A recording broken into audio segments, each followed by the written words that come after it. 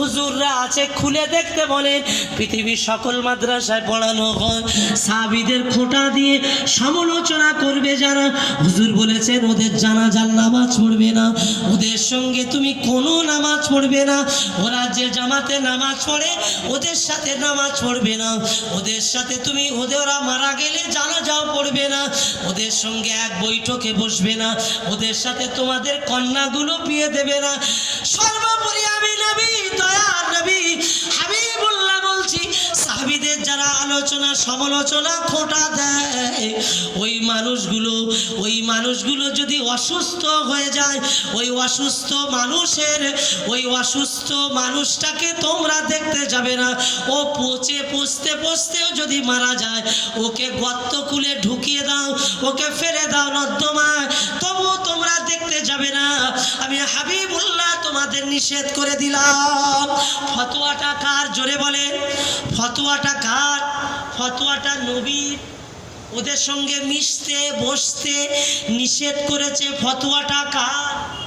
রসুলের, আমার নয়। কাজী আয়াজ হুজুর লিখেছেন।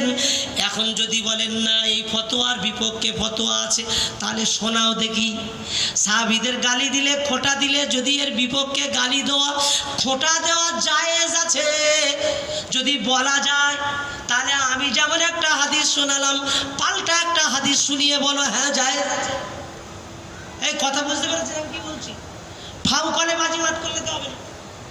তুমি যতদিন না পাল্টা দলিল দিয়ে বোঝাতে পারবে যে খোঁটা দেওয়া জায়েজ আছে, ততদিন তোমার সাথে শরীয়তের সব মামলা নিষেধ। কি নিষেধ? মনে রেখে দিন। খোঁটা দিতে নবীকেও খোঁটা দিয়েছে। কি নবীকে খোঁটা দিয়েছে? নবীকেও বলছে, কেউ বলছে ভিখারি, কেউ বলছে এই সেই তাই, কত কি বলছে না দুনিয়া, শুনছেন না? হ্যাঁ, ইবলিসকে বলেছিল বেটা তুই যা মাথা ঢোকা, তোর জন্য জান্নাতের দেখার সুযোগ দিয়ে দিলাম। ও মাথা ঢোকাবে না, বললে নিচু হয়ে যাবে, দরজাটা নিচু। তামাম আলেমেরা বলল নবীকে ভিখারি। পরের অংশটা বলা আমার কষ্ট লাগছে তাই বলবো না। বললেন এটা বলা চলবে না, বললে বহু তালাক হবে, মুশরিক হয়ে যাবে, কাফের হয়ে যাবে। তুমি শিরক করলে তুমি কাফের হয়ে যাবে। তুমি আল্লাহ রসুলের সম্পর্কে এমন কটু কথা বললে। আমার মুসাদ্দিদুজ জামানের অন্যতম খলিফা আল্লামা হুজুর রহমাতুল্লাহ আলাইহি তিনি বললেন না না না না, একটুখানি আমার রসুলের চুল মোবারক নিয়ে, নেক মোবারক নিয়ে, কোনো কিছু নিয়ে যদি খোঁটা দাও তোমার ঈমান থাকবে না, তোমার ঈমান থাকবে না। এ কথাটা তো তাফসীরে তিনি লিখেছেন। সবাই বলল ঈমান থাকবে না, ওরা আলাদা দলিল খুঁজে পেল না, বললে অসুবিধা নাই। বলুন নাউজুবিল্লাহ। এই দলিল কখন পায় জানেন? আল্লাহ যখন পথভ্রষ্ট করে দেয়, আল্লাহ যখন গোমরাহ করে দেয়। আর গোমরাহ কখন হয় জানেন? পথভ্রষ্ট হয়। কোন আলেম গোমরাহ তখনই হয়, কোন আলেম পথভ্রষ্ট তখনই হয় আল্লাহর প্যারা মাহবুবদের বদদোয়ায় পড়ে গেলে পথভ্রষ্ট হয়ে যায়। কেন হয়? প্যারা মাহবুবদের বদদোয়ায় পড়ে গেলে পথভ্রষ্ট হয়ে যায়, কিছু করার থাকে না, কিছু করার থাকে না। একটা কথা আপনাকে শোনায়, লা তারফাউ আসওয়াতাকুম ফাওকা সাউতিন নবী, লা তারফাউ আসওয়াতাকুম ফাওকা সাউতিন নবী। আল্লাহ পাক কোরআন নাজিল করে বললেন আমার নবীর সঙ্গে বেয়াদবি করো না, আমার হাবিবের সামনে উঁচু গলায় কথা বলো না। আমি আল্লাহ পাক বলছি হাবিবের সামনে উঁচু গলায় কথা বললে আমি তোমাদের আমলগুলো বরবাদ করে দেব। কি দেব? শুধু বরবাদ করে দেব না, কখন বরবাদ হবে বুঝতে পারবে না। কি হচ্ছে কখন বরবাদ হচ্ছে তুমি বুঝতে পারবে না। এখন রাসূলের সঙ্গে যিনি বেয়াদবি করেছেন, মনে করেন 43 বার হজ করেছে, তিনি 50টা মসজিদ বানিয়েছে, তিনি পৃথিবীর সব 50টা বিভিন্ন মসজিদে পার ডে ইফতারি দেয়, কিন্তু আমার হুজুরের সামনে বেয়াদবি করেছে, ওর আমল বরবাদ হবে কি হবে না? কিন্তু ওরা আমল বরবাদ হয়ে গেল, কিন্তু জামা তো ছোট হলো না। আমল বরবাদ হয়ে গেল, টুপি ছোট হলো না। আমল বরবাদ হয়ে গেল, দাড়ি ছোট হলো না। লোকে মনে করবে আমল ঠিক আছে, কিন্তু না না না না, বরবাদ হয়ে গেছে।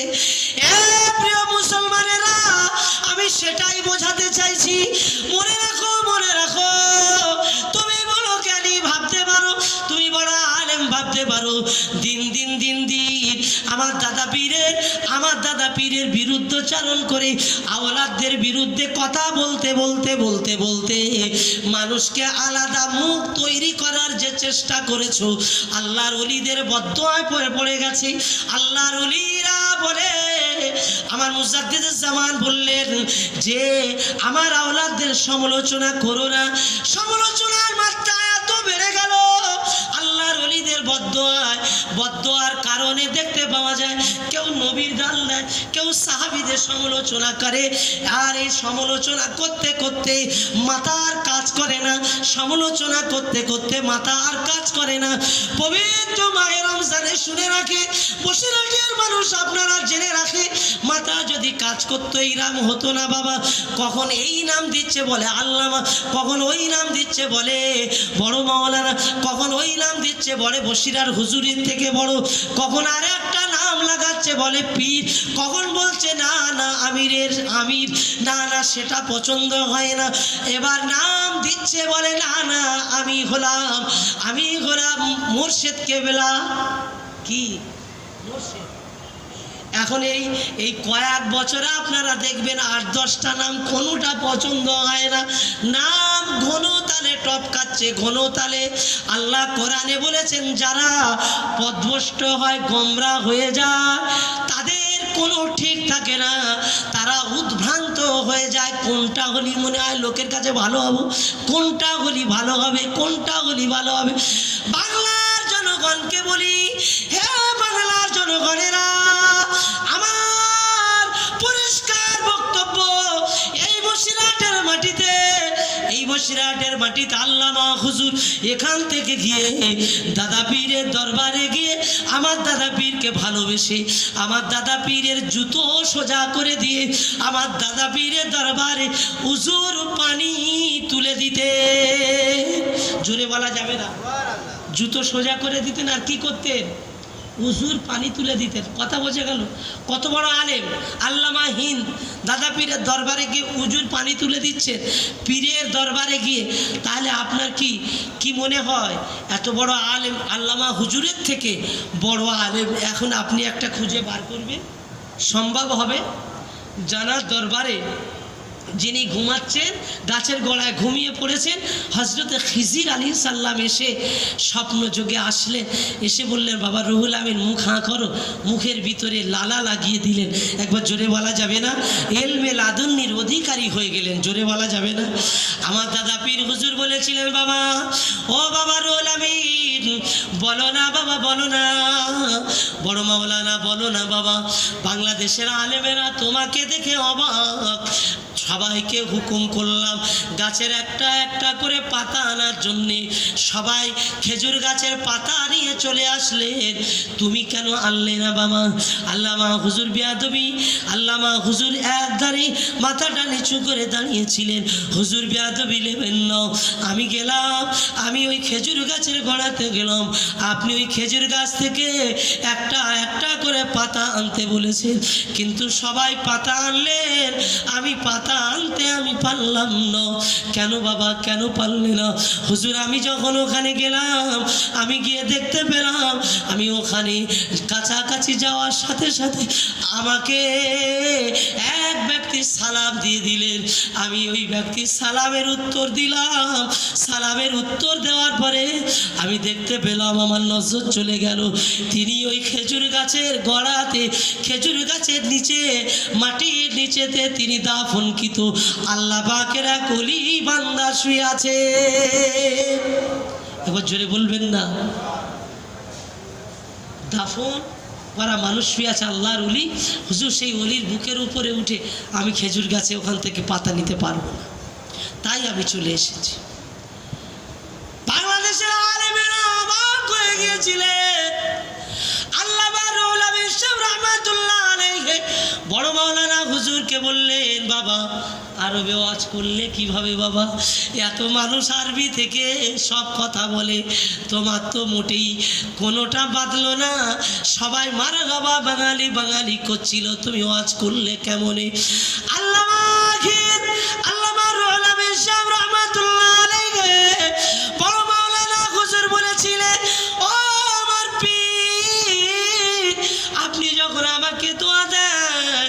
আপনি আমাকে বলেছিলেন বাবা তুমি যাও যাও আম্মাজান খাদিজাতুল কুবরা মায়ের কবরটাকে একটু জিয়ারত করে নাও। ও আমার পীর, আমি আমার মায়ের কবরের কাছে গিয়েছিলাম। আম্মা খাদিজার কবরের কাছে যাওয়ার পরে আমি যখন দোয়া চাইছিলাম, আল্লাহ পাক রব্বুল আলামিন আমার নজরে দেখিয়ে দিলেন যেন একটা নূরের গোলাম, নূরের আলো একটা আমার বুকের ভিতরে জমা হচ্ছে। একটু জোরে মন চাইল না? জীবনীতে আছে, ইতিহাসে আছে। ও আমার পীর মুজাদ্দিদুজ্জামান হুজুর, আপনি যখন আমাকে বললেন আমার মুরিদ সুফি সাহেব আমার বড় মাওলানা ওয়াজ করবে, আমি তো বড় ভয় পেয়ে গেলাম। আপনি আমাকে দোয়া দিলেন বাবা রুহুল আমিন ওয়াজ করো। আমি ওয়াজ করার জন্যে আমি উঠে দাঁড়িয়ে পড়লাম। আমি বিসমিল্লাহ বলে আমি ফাতিহা পড়ে নিলাম। আমি ফাতিহা পড়ে আমি দরুদ শরীফ পড়ে নিয়ে যখন আমি চোখটা বন্ধ করে মাহফিলে আলোচনা শুরু করব, এমন একটা মুহূর্তে আমি যখন কয়েক মর্তবা দরুদ আমি পড়লাম, মুহূর্তের ভিতরে দেখতে পেলাম আমার হুজুরের রওজা মুবারক থেকে সরাসরি হুজুরের দিদার আমার হয়ে গেল। ও আমার পীর হুজুর আমাকে বলে দিচ্ছিলেন যে হাদিসগুলো বলতে বলছিলেন, আমি রুহুল আমিন আমার থেকে আমি বলিনি। আরবের জমিনে হুজুরের বক্তব্য অনুসারে আমার নূর নবী হাবিবুল্লাহ যা যা আমাকে বলেছেন, যেমন ওয়াজ করতে বলেছে, যে হাদিসগুলো আমার নজরে এসেছে, হুজুর ও আমার পীর ওই হাদিসগুলো আমি দেখে দেখে বলে দিয়েছি। একবার জোরে বলা যাবে না? আর একটু জোরে বলা যাবে না? প্রিয় মুসলমানেরা,